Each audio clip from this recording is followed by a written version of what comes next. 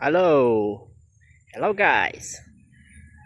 Nampak tak daun yang macam color merah-merah, oren tu? Nampak ke guys? Okey, yang tu Okey, itu bahasa Malaysia, bahasa Melayu. Okey, panggil dia daun midin. Betul kah? Okey, Bidayuh bau panggil dia daun tiokas. Tiokas.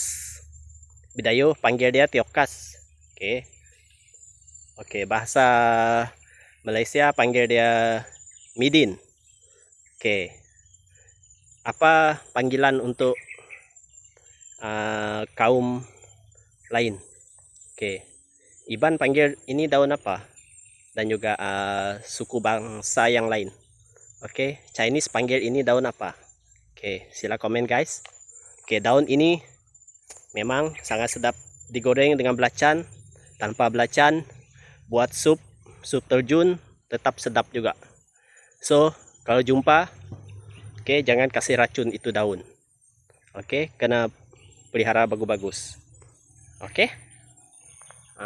Saya mau kutip tapi tidak banyak, alang-alang.